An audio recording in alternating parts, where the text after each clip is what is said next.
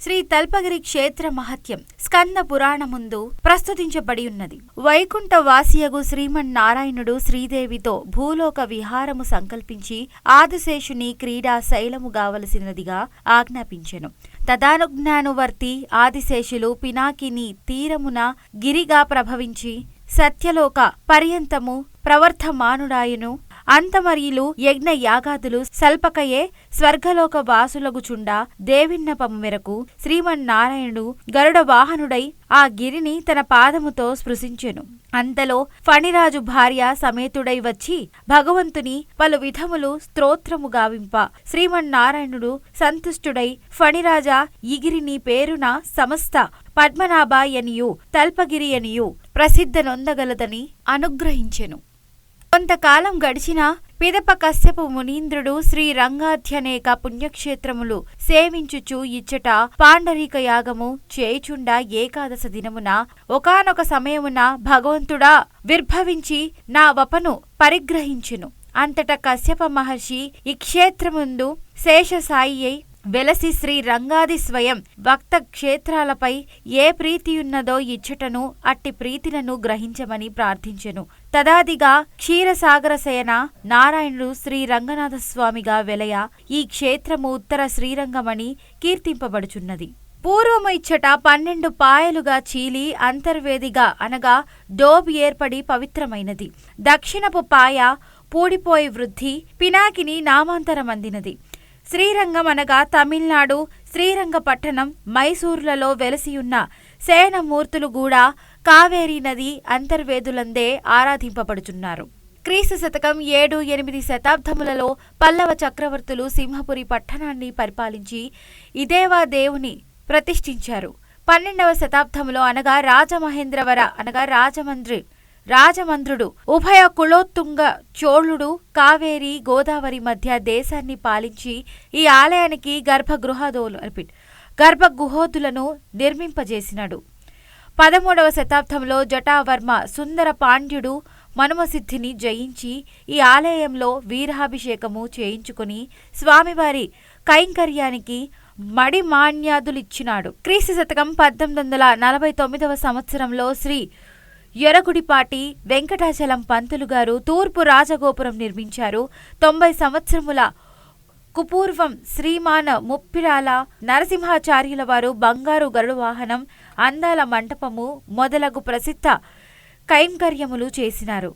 ఆదిలో ఈ ఆలయ ప్రాంతానికి చిత్తరమేళ విణగల్ అనగా శ్రీ వైకుంఠం అని, శ్రీ స్వామివారిని పెళ్లికొండు పెరుమాళ్ళు శయన నారాయణుడు అని పేర్లుండి 17-18 శతాబ్దములలో తప్పలగిరిగా సంస్కృత నామమంది శ్రీ స్వామివారు ఈ ప్రాంతానికంతము ఏకైక దైవము పూజలందుచున్నాడు. ముఖ్యమైన ఉత్సవాలు శ్రీ రంగనాథ స్వామివారి సన్నిధిలో జరుగుతున్న ఉత్సవాలలో ముక్కోటి ఏకాదశి అనగా వైకుంఠ ఏకాదశి అత్యంత వైభవముగా జరుగును. ఈ రోజు స్వామివారికి ఉత్తర ద్వార దర్శనము జరుగును. స్వామివారికి జరుగు ఉత్సవములలో బ్రహ్మోత్సవము కూడా ఒకటి. ఈ బ్రహ్మోత్సవాలు ప్రతి సంవత్సరము ఫాల్గుణ మాసంలో జరుగుతున్నాయి. బ్రహ్మోత్సవములలో శ్రీ స్వామివారికి బంగారు గరుడ సేవ, రథోత్సవం, కళ్యాణోత్సవం అత్యంత వైభవంగా జరుగును. ఈ ఉత్సవములు రాష్ట్ర నలుమూలల నుండి భక్తులు అత్యధిక సంఖ్యలో పాల్గొనెదురు.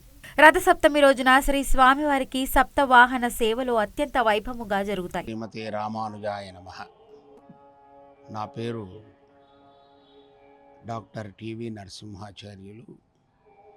శ్రీ తల్పగిరి రంగనాథస్వామి దేవస్థానంలో ప్రథమ తీర్థ స్థలాచార్య పురుషులు, నెల్లూరు. శ్రీ తల్పగిరి రంగనాథస్వామి దేవస్థానం ఒక ప్రాచీనమైనటువంటి దేవస్థానం. ప్రాచీనమైన అంటే సుమారుగా 5 AD ఇది.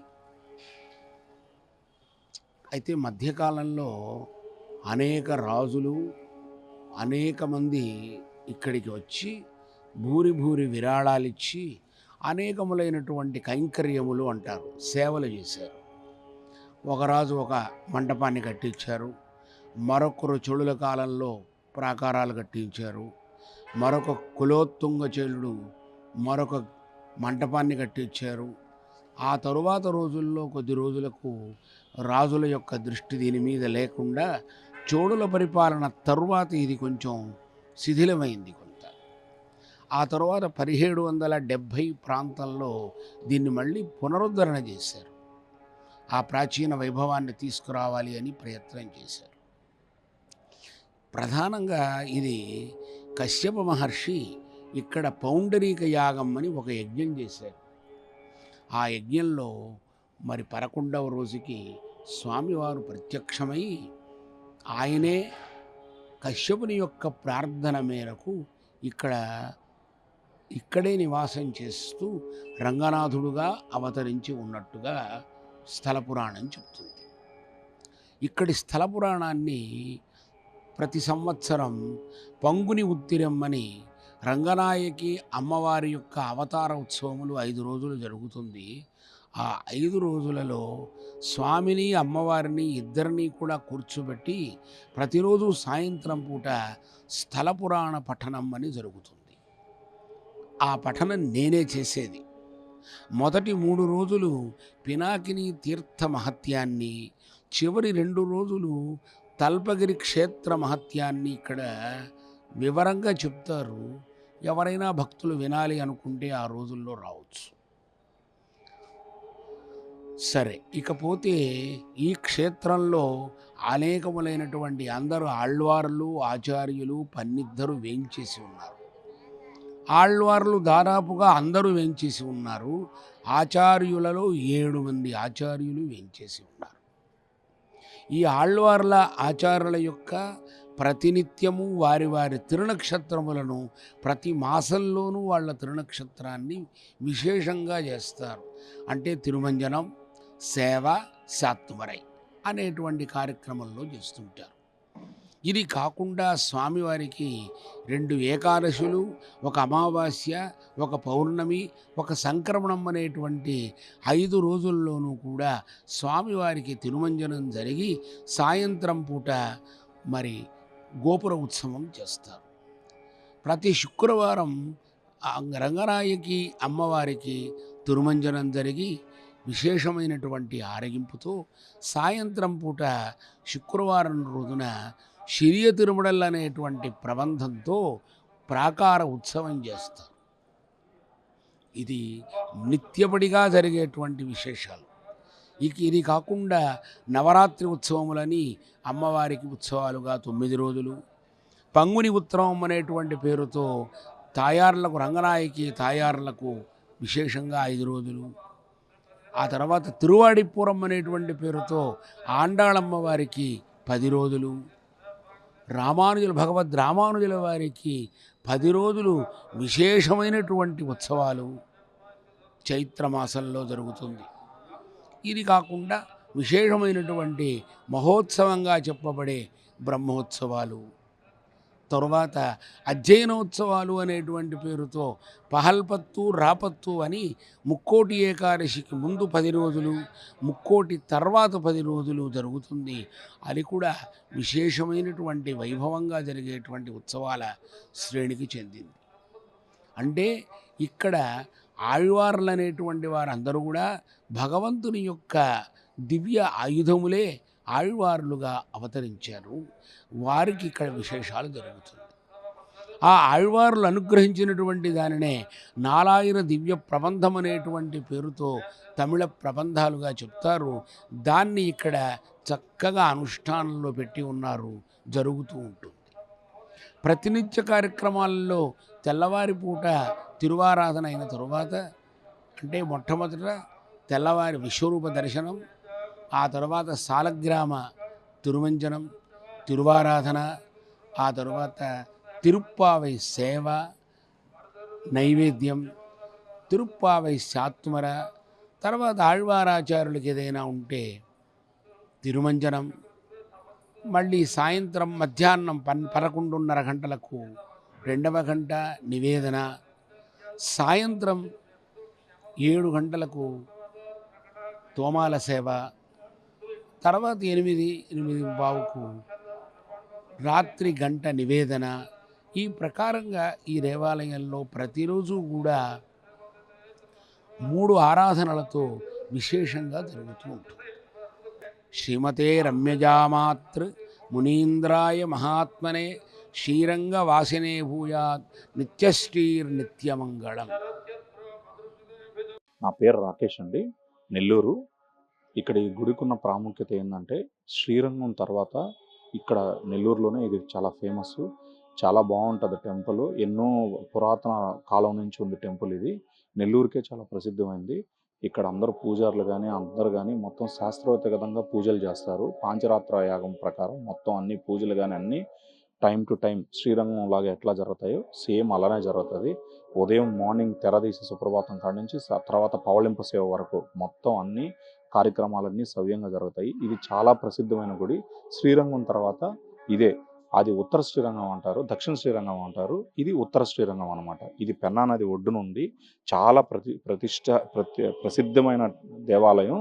నెల్లూరుకే ఎప్పటి నుంచో రాజులు కట్టించిన గుడి. అప్పటి నుంచో కూడా ఇది చాలా కార్యక్రమాలు మొత్తం శాస్త్రోక్తంగా జరుగుతుంది.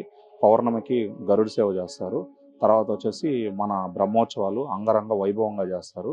తర్వాత రేపు వచ్చే ధనుర్మాస కార్యక్రమం అయితే త్రూఅవుట్ మన ఆంధ్రప్రదేశ్లోనే ధనుర్మాస కార్యక్రమం అనేది ఈ గుడి బ్రహ్మాండంగా చేస్తారండి. ధనుర్మాస కార్యక్రమం, రాబోయే ధనుర్మాస కార్యక్రమంలో మీకు ఎవరైనా రావాలనుకుంటే ఒక్కసారి వచ్చి చూడవచ్చు. అంత వైభవయుతంగా చేస్తారు ధనుర్మాసం అనేది.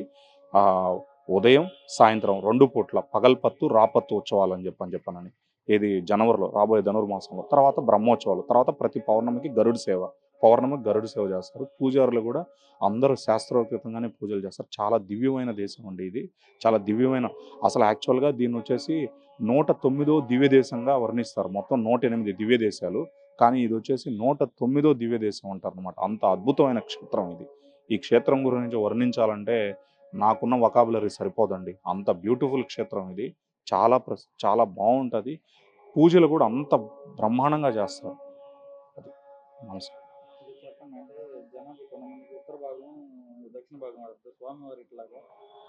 స్వామివారు వచ్చేసి ఉత్తర దిక్కున స్వామివారు ఉత్తర దిక్కున పవలించి వేయించుంటారు అనమాట. ఎవరైనా దర్శించాలంటే పెన్నా నదికి ఆనుకునే ఉంటుంది. ఇది నది ఒడ్డును ఆనుకొని ఉంటుంది. అప్పట్లో రాజులు దీన్ని ఎక్కడి నుంచో కొట్టుకొస్తే దీన్ని స్థాపించి దీన్ని అంత బాగా చేశారు. ఎవరైనా సరే భక్తులు ఇక్కడికి రాండి, వచ్చి దాన్ని చూస్తేనే దీని యొక్క మాధుర్యం కానీ ఎంత అద్భుతంగా ఉంటుందో, దేదేప్యమానంగా ఇంకా నేను వాటితో వర్ణించలేనండి. ఆ లాంగ్వేజ్ అంత బ్యూటిఫుల్గా ఉంటుంది. కార్యక్రమాలు అయితే అంత నీట్గా చేస్తారు. ప్రతి కార్యక్రమం షెడ్యూల్ ప్రకారం నీట్గా ఒక హైఫైడ్ క్లాస్ పీపుల్ లాగా చేస్తారండి ఇక్కడ మొత్తం కార్యక్రమాలు కానీ అన్నీ కూడా అని చెప్పాను. నా పేరు మాగుంట జయప్రదమ్మ, నెల్లూరు. మా అసలు ఊరు గండవరం. మేము ఎన్ని ఏళ్ళ నుంచో నెల్లూరులోనే ఉన్నాము. ఇప్పటి నుంచి 40 ఏళ్ళ నుంచి రంగడి గుడికి వస్తున్నాము. 40 ఏళ్ళ నుంచి ముక్కోటి రోజు తప్పకుండా దర్శనానికి వస్తాము. ఇది ఎప్పటి నుంచో ఎన్ని తరాల నుంచో ఉండే గుడి. కశ్యప ప్రజాపతి ప్రతిష్ఠ చేశాడని ఇక్కడ గరుడ సేవకి చాలా ముఖ్యమైన ప్రశస్తి ఉంది. ఈరోజు ముఖ్యంగా ఏంటంటే కార్తీక మాసంలో ప్రతి సంవత్సరము రంగడికి సంవత్సరానికి ఒకసారి అభిషేకం చేస్తారు. అది తైలాభిషేకమే చేస్తారు. ఇంకా దేంతో స్వామికి అభిషేకం చేయరు. ఆ తైలం కూడా ఎక్కడి నుంచి తిరుక్కోటియూరు నుంచి తెస్తారు. ఇక్కడ స్వామి రంగనాయకులు శ్రీరంగపట్నంలో ఈడ బాగా ముఖ్యము. ఈడ పెన్నరంగడు అంటారు. ఈయన్ని ఎప్పుడెప్పుడు తరాల నుంచి గుడి.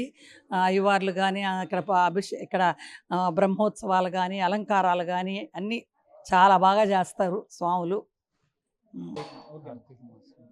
నా పేరు సులోచన అండి. ఈ గుడికి మేము చాలా సంవత్సరాల నుంచి వస్తున్నాము. ఈ గుడి కార్తీక మాసంలో కూడా స్వామికి బాగా పూజ చేస్తే చాలా మంచిది.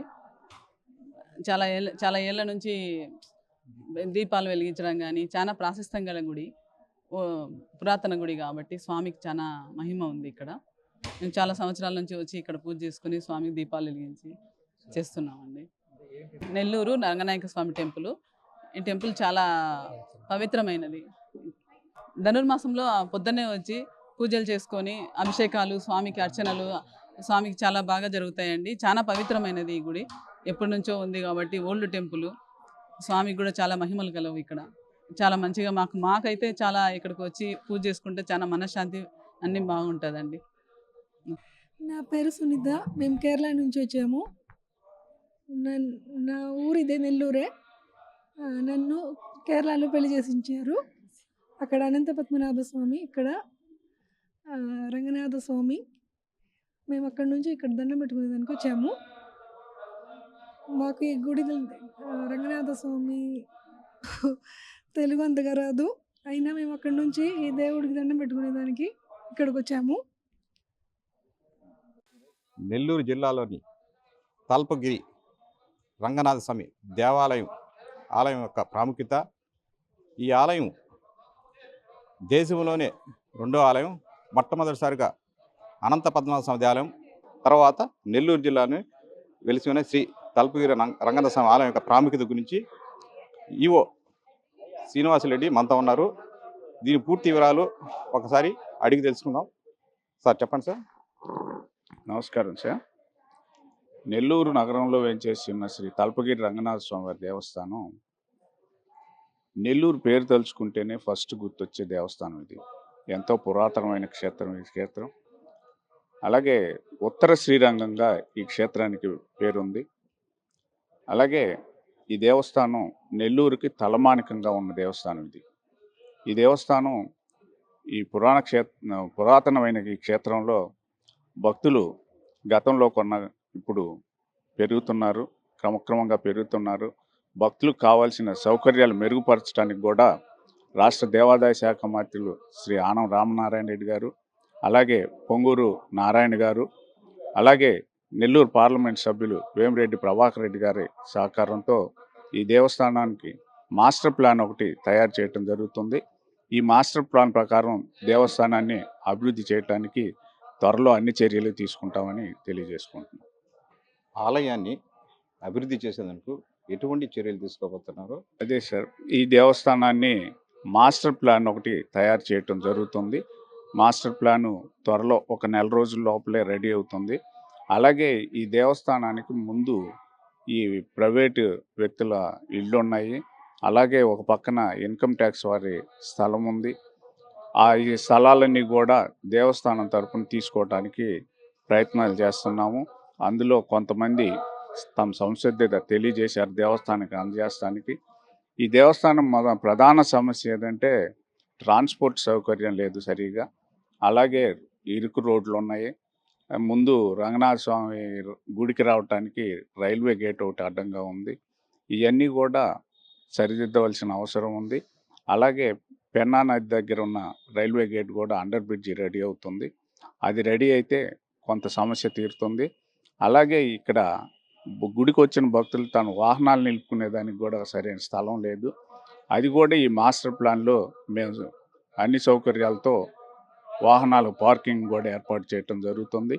త్వరలో ఇవన్నీ కార్యరూపం తెలిసి ఈ క్షేత్రం మరలా పూర్వ వైభవం సంతరించుకోవటానికి అన్ని చర్యలు తీసుకుంటున్నామని తెలియజేస్తున్నాం.